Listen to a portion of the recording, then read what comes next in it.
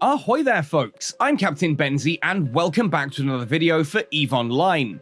In today's video I'm going to be answering one of the questions I quite frequently get posed in my comment section, especially on videos where I've been talking about battleships. What actually is the difference between a Stasis Webifier and a Stasis Grappler?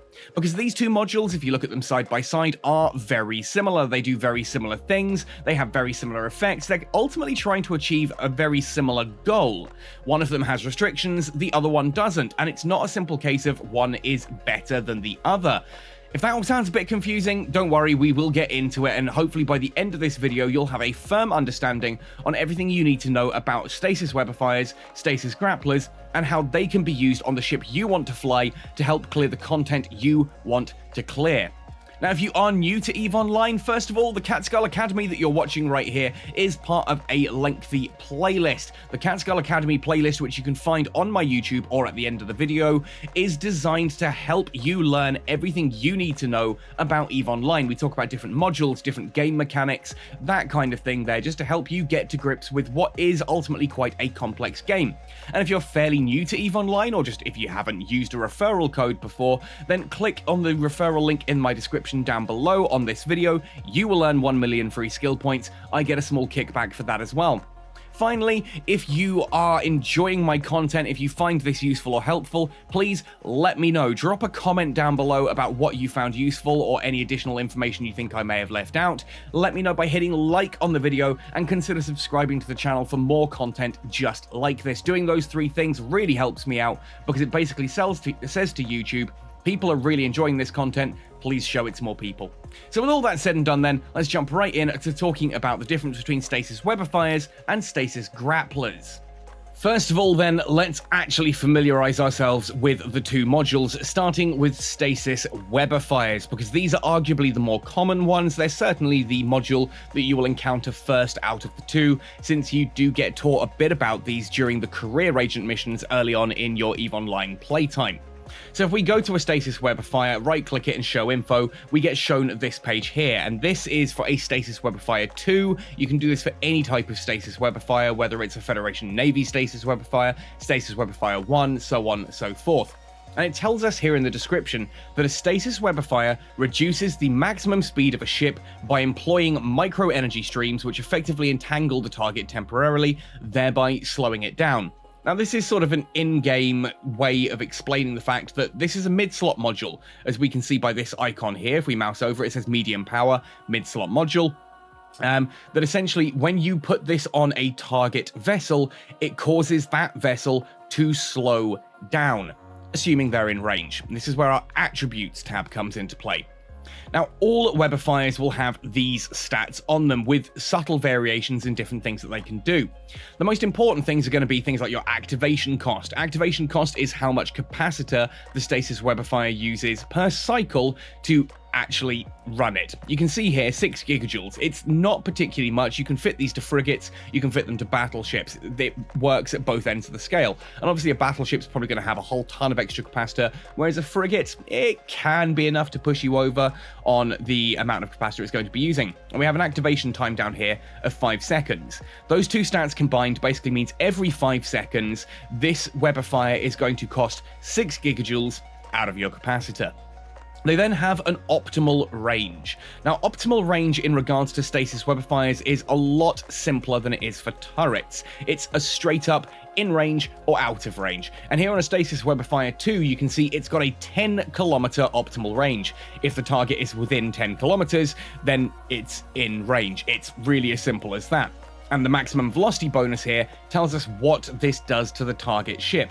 In this case, any ship within 10 kilometers that we are targeting with this Stasis Webifier will have its maximum velocity reduced by 60%. So if it was moving at 1,000 meters per second, it's going to get slowed down to 400 meters per second, which means it's much easier to hit. It means it's much easier for your missiles to apply their damage better if you're using missiles, and it's going to be harder for them to run away. It should be noted that by slowing them down, their maximum velocity does decrease, and therefore, due to how warp mechanics work, which I won't get into in this video, essentially this does actually make it faster for a target to warp away. So if you're going into PvP and you want to shoot someone, it's worth getting something like a warp disruptor or a warp scrambler on them first, then putting your webifier on. Putting the webifier on before they're in warp scrambler range, for example, can mean that they actually make a quicker getaway than if you hadn't webbed them at all, which can be really problematic when you're trying to kill them, right? But in PvE terms, that doesn't really mean a thing. It basically means you can target an enemy within 10 kilometers, reduce its speed by 60%, which makes it easier to hit and easier to chase down if it's trying to run away from you. You can also use it as a way of kind of keeping enemies at range, because if they're coming towards you to try and, say, get under your gun, so it's going to be harder for you to track them, you can use a Stasis Webifier to slow down their approach whilst you keep range. So there's all kinds of different applications you can use a Stasis Webifier for, straight up there. Now, in regards to overheating a Stasis Webifier, if you're fairly new to EVE Online, don't stress about overheating too much just yet, but if you are familiar with the mechanic, essentially you can overheat a Stasis Webifier to increase its range. In this case, you can see you increase the range by 30%. In the case of a Stasis Webifier 2, that increases its optimal range to 13 kilometers, because 30% of 10 kilometers is 3 kilometers, 10 kilometers plus 3 kilometers, 13 kilometers. This will damage the module, and eventually, if it's left overheated for too long, it will burn out and become unusable until it's repaired. But it means if a target is just out of Webifier range, well, you can just about grab it with a quick overheat, and then once you're in the 10-kilometer range, you can stop overheating it and just use the standard web.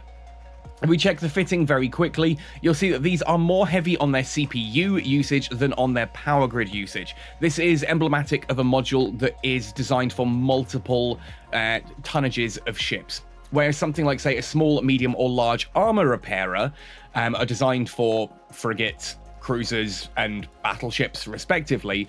Those have a large power grid because that's how you divide modules that are based on ship size, whereas things like Stasis Webifiers and other like E-War modules, things that can be used on a frigate, a cruiser, and a battleship, tend to be more CPU usage. So just bear that in mind, that when you want to fit one of these, it requires a medium power mid-slot and 30 teraflops free of CPU. Does also require one power grid, but you've usually got that available.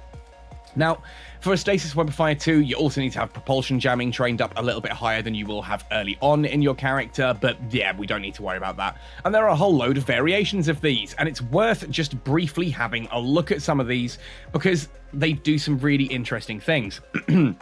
Excuse me. If we were to look at a Federation Navy Stasis Webifier, for example, you'll see that it's very similar to what we've just looked at. Maximum velocity bonus is negative 60%.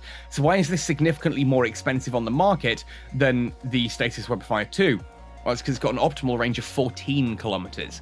It will do the 60% maximum velocity reduction to a target within 14 kilometers. And again, you can overheat that for even longer range. And there are some other variations as well here that do have different effects on that kind of thing. If we look at, say, a Republic fleet, you'll see here this has a 15-kilometer optimal range, but only a 50% maximum velocity bonus. So it won't slow the target ship down by quite as much, but you do get that extra kilometer of range out of it over a Federation Navy. So there are reasons to use either one of these over the other.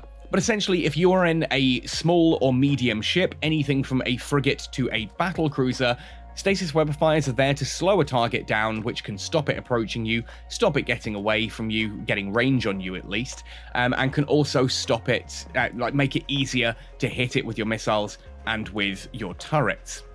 So then let's take a look at a heavy Stasis Grappler and compare these two modules side by side. So a Stasis Grappler, if we go into its description here, a heavy Stasis Grappler 2, it says, Stasis Grapplers reduce the maximum speed of a target ship by employing micro-energy streams which effectively entangle the target temporarily, thereby slowing it down. Now that sounds familiar, right? This slowing effect is strongest at very close ranges and diminishes as range increases. Heavy Stasis Grapplers require a very stable base platform and therefore may only be fitted to battleships and capital ships. Now those two things are new. Whereas a Stasis Webifier, if it's got a range of 10 kilometers and a flight velocity reduction of 60%, then it's 60% reduction whether they're 1 kilometer away or whether they're 10 kilometers away. If they're in range, they're in range. Here with the heavy stasis grappler, that's not the case. And again, we can only fit these to battleships and capital ships. That in itself means that if you're asking the question, oh, which of these two should I use? And you're looking to fit a battle cruiser or smaller, so battle cruiser, cruiser, destroyer, or frigate, the question is already answered for you. You can't fit a heavy stasis grappler, so you use a web. But what if you're using a battleship or a capital ship and you're trying to figure out which of those two to go for? Let's have a look at the attributes. First of all, we'll talk about activation cost. Here on the Heavy Stasis Grappler 2, we've got an activation cost of 5 gigajoules. That's down from 6 on the Stasis Webifier, so that means this is less capacity used, right? No. Wrong. Big wrong. Because our activation time is a lot shorter. Here on a Stasis Grappler, the activation time is every 2 seconds we're going to be paying that 5 gigajoules, whereas if you recall, on the Stasis Webifier, it was 6 gigajoules that we paid, but only every 5 seconds. So you can kind of math this out, that if we were to compare 2 seconds and 5 seconds, or find a common number that they both go into, 2 times 5, 10. In a 10-second period, the Stasis Webifier will cycle twice, which will use a total of 6 gigajoules plus 6 gigajoules, 12 gigajoules. Here with the Heavy Stasis Grappler, that 5 gigajoules is going to be spent every 2 seconds, and that will happen 5 times during those 10 seconds. Therefore, the Stasis Grappler is going to use 25 gigajoules over 10 seconds, whereas the Webifier is going to use 12 over those same 10 seconds. So this is going to use a lot more capacitor, and it can only be fitted to battleships and bigger. But it does have a maximum velocity bonus of negative 85%, which is a lot better than the 60% that we saw earlier on the Stasis Webifiers. Well, again, yes and no. This time around, we've only got an optimal range of 1,000 meters, and you might be thinking, crikey, Benzie, that's really short. If they're further than 1,000 meters, I can't hit them. Wrong. Now, its optimal range is 1,000 meters. That means the range at which you will reduce them by the full 85%. But lower down on the list, we have an effectiveness fall-off of 10 kilometers.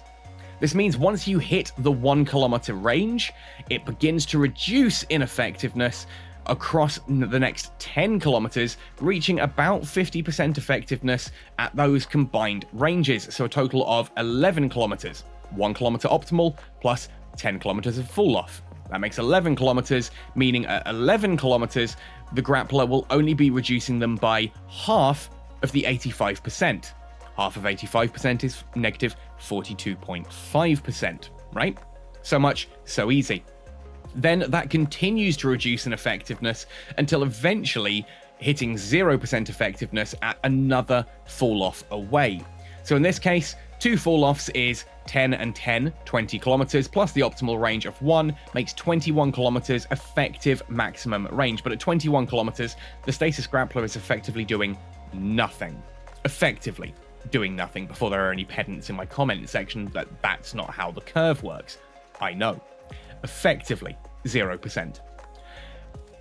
But at 50% range, at one of those fall-offs, 11 kilometers out, we're doing 42%. Now that's a little bit lower than we saw on the standard Stasis Webifier earlier, but the Stasis Webifier then shuts off at 10 kilometers, right? So at 11 kilometers, the Stasis Grappler has the advantage of at least it's still doing something. And at 15 kilometers, again, it's not as good as the web, but at least it's still doing something, right? It kind of makes sense in that regard, that yeah, theoretically, you can use the Stasis Grappler to slow down a target slightly at long range, and then if it gets closer and closer, it slows down more and more. And there's actually a brilliant little chart that I'm going to show on screen now that allows us to talk about this a bit more mathematically and in depth. Now, I didn't make this chart, and I don't honestly know where I got it from, so I can't give credit for this, I'm afraid. If you know who made this chart, please let me know in the comment section down below, and we'll talk credits in. I'll add the credits to the description down below. Now, what we have here is a distance in kilometers along the x-axis along the bottom, compared to on the y-axis on the left-hand side, the percentage speed reduction for the ship being targeted. Now, the blue line is a Tech 2 web, so a Stasis Webifier 2, and the orange line is a Tech 2 web that has been overheated to get the additional range out of it. We then have a grey line for the Tech 2 grappler, the Heavy Stasis Grappler 2, and a yellow line for the Tech 2 grappler when it's been overheated for that additional range. And essentially, you can just look at this and look at the range that you're going to be fighting a target at, and that flat out tells you which one's going to be better. So for example, if we look around the 14 kilometer mark, you can see that if you want to be shooting something that's further than 14 kilometers away, then the grapplers are just going to be flat out better. Now, this is only accounting for the Tech 2 Webifiers. This isn't accounting for things like Republic Fleet or Federation Navy, so please do bear that in mind with that. Those will pull the line out further, and therefore may be more effective than the grappler would be in that same scenario. But comparing a Tech 2 Web to a Tech 2 grappler, you can see that basically from 13.5 kilometers onwards, the grappler is effectively better because it's higher up the percentage line than the orange or blue ones are. You can see there that an overheated web goes out to about 13 and a bit kilometers, and then drops off sharply to 0 at 14 kilometers, whereas at 14 kilometers, both the non-overheated and the overheated grappler have a higher than 0 slowdown. It's really that simple. Once you go a little bit lower down, though, things do get a bit more complex. And this is why, when I did the Maelstrom video recently, I had people ask me, why on earth are you using a Webifier, not a grappler? And the main reason is because the enemies there were orbiting around about 8 to 10 kilometers away. And if you look at 8 to 10 kilometers on this chart, even just looking at a Tech 2 web, you can see the Tech 2 web, unheated, is higher on the chart, it's further up the percentage line, than the Tech 2 grappler is without overheating. You'll also remember in that video I wasn't using a Tech 2 web, I was using a Federation Navy web, which has a 14 kilometer optimal range, and therefore is flat out better than an unheated grappler at that range. Hopefully that makes sense, but essentially look at this chart, along the bottom, find what range you're going to be shooting your target at, then go up from there, and whichever line is highest is theoretically the module you should be fitting, taking into account that, for example, if I were to go at 11 kilometers or 10 kilometers and straight up, 10 kilometers straight up, the highest line is theoretically the Tech 2 grappler, but overheated. I'm only going to be able to run that for a short period of time before the overheat eventually burns out the module, so it's not a permanent solution. Therefore, yes, the grappler overheated is technically better than a Tech 2 Webifier at 10 or 11 kilometers, but you can only do it temporarily. If you've got a lot of combat sites you want to run, then the highest line effectively is going to be the Tech 2 web. That blue line is directly under the orange line there. You don't get to see the full x-axis of the blue line. It's underneath the orange line. So a Tech 2 web is going to be the best thing you can be using if the target is basically further than 8 kilometers, but less than 14 kilometers, essentially, if that makes sense. Hopefully that gives you an idea, though, of which of these modules you should be using and when. And if you do have anything you think that I've missed in this video, let me know in the comment section down below. So if you are new to EVE Online and this Catskull Academy is trying to answer a question for you, just check the comment section down below as well to make sure that I've not missed anything massively egregious that some other players think, actually, Benzie, you probably should have mentioned that. Now, before you go, if you have enjoyed this video a lot and you fancy helping to support content like this, you can do so by heading across to my Patreon page or my PayPal tip jar, where you can donate to help support the channel. And those who come across to my Patreon, they also get their name in the stars at the end of every video, which you're going to see in just a moment. So again, thank you very much for watching this one right the way through to the end. Hopefully this has helped you figure out which of these modules you want to use and helped you understand what the differences between those two modules are. Let me know your thoughts and opinions in the comment section down below. Otherwise, happy sailing, and see you in New Eden.